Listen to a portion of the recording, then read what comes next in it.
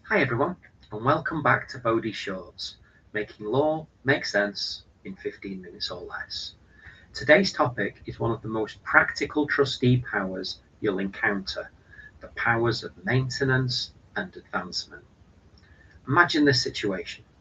A trust has been created for a beneficiary who will inherit at the age of 25. The beneficiary is currently 18, about to start university, and desperately needs money for tuition fees and living costs. The trust contains more than enough money to help.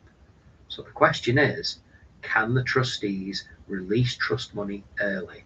And that's what this video is all about. Now, whenever a beneficiary asks for money before becoming fully entitled to trust property, two questions arise. Firstly, is the money income or is it capital? And secondly, do the trustees have a power to release it early? And the answer depends on whether we're dealing with income or capital. So let's remind ourselves of the distinction.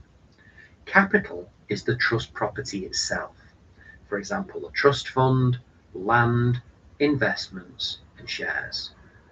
Income is the return generated by capital, for example, rent, interest, and dividends. This distinction is vital because different statutory powers apply to each. Now, as always in trust law, the starting point is to consider the trust document, and the settlor may have included express powers allowing trustees to release income or capital early. If those provisions exist, the trustees must follow them. Only if there is no relevant express provision do we move on to the statutory powers. Now, maintenance is dealt with under Section 31 of the Trustee Act, and this deals with trust income, and it gives trustees the power to use income for the maintenance, education, or benefit of certain beneficiaries. The classic example is a child beneficiary. So when does Section 31 apply?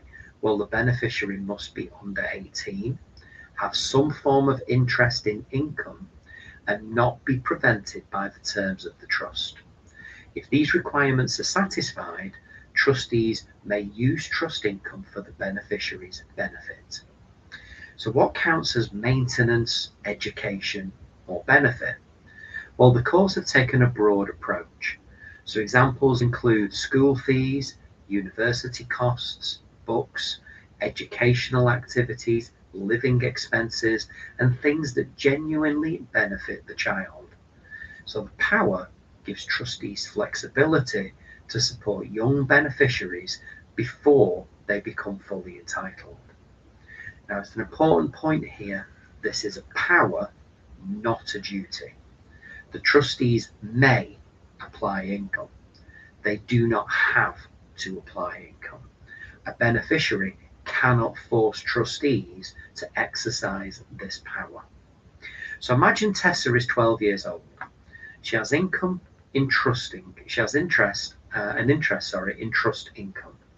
Her father asks the trustees to use the trust income to pay for martial arts lessons. Could they do it? Probably yes. Martial arts lessons may fall within education or benefit, but must they do it? No. The trustees have discretion. They can decide whether the expenditure is appropriate. So who receives the money? Well, trustees should not normally hand money directly to a child. Instead, they should pay the parent, the guardian, or the provider. For example, they could pay school fees directly to a school. So what happens to unused income? Well, suppose trustees decide not to use the income. What happens then? Well, usually the income is accumulated. In simple terms, the trustees invest it for the beneficiary's future benefit. The accumulated income will eventually form part of what the beneficiary receives. Now we get to something called the prior interest problem. And this is an important restriction within Section 31. So the power cannot interfere with somebody who already has a prior right to the income. The most common example is a life tenant. Let's look at an example. So suppose property is held for Rajesh for life, remainder to Salim.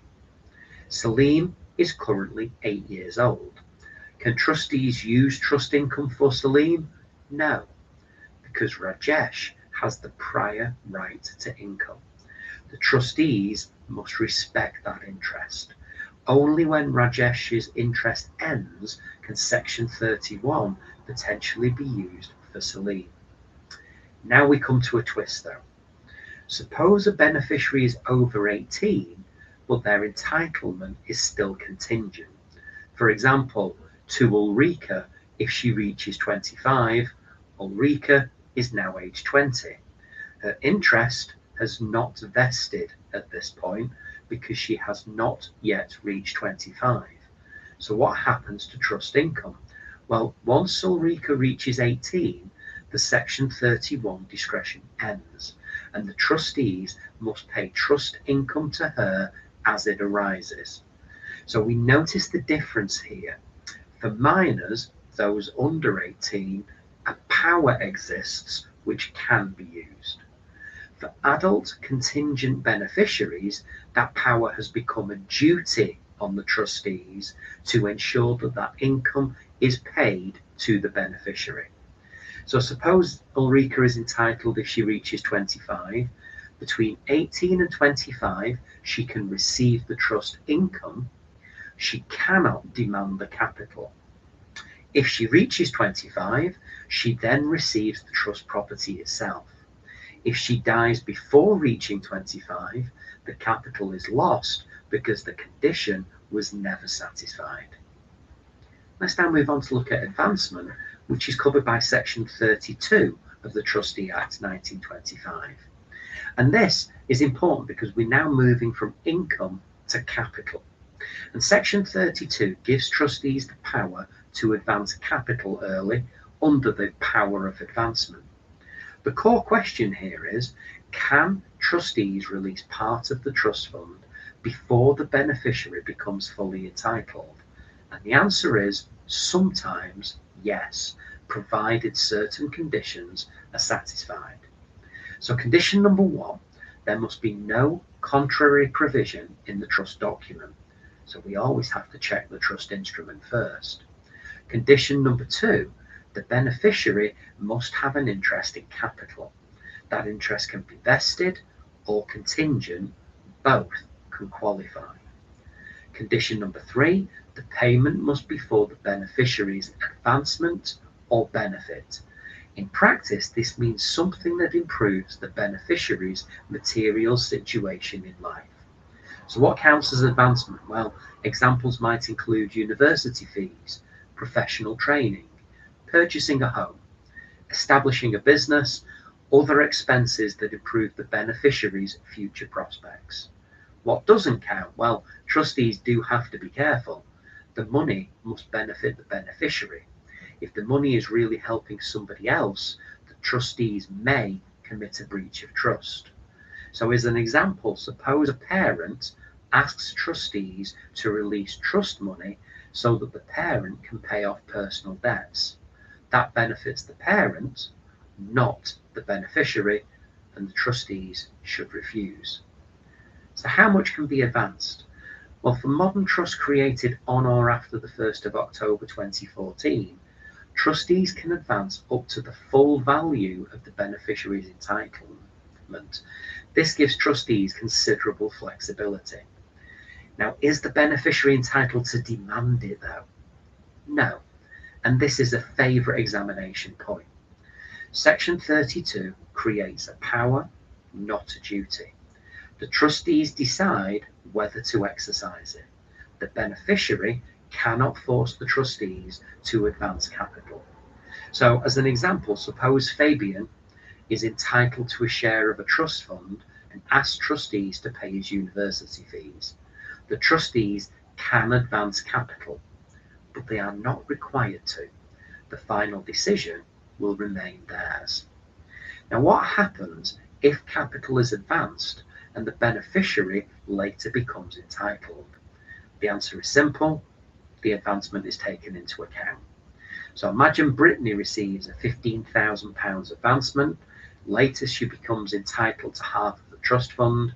The £15,000 is simply deducted from what she later receives, and this presents double payments.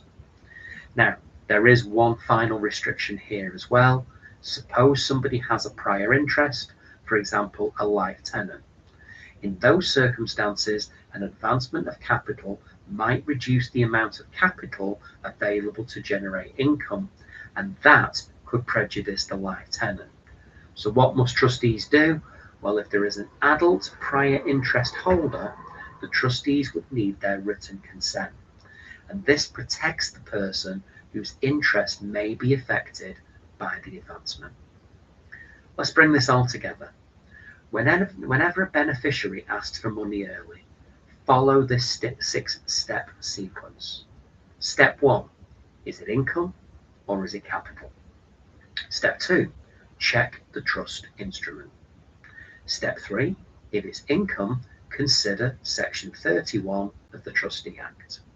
Step 4, if it's capital, consider Section 32.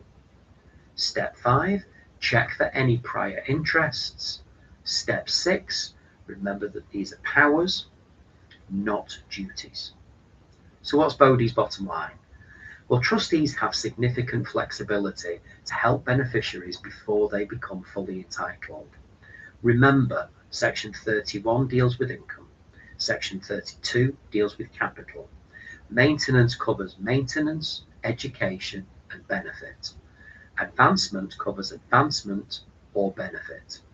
And beneficiaries cannot compel trustees to exercise either power. Because at the heart of this video is one simple question. Should trustees be allowed to help beneficiaries early? And in many cases, the answer can be yes. Thank you very much for watching this video in our Bowdie Short Trust series. Please look out for further videos available via our YouTube channel now.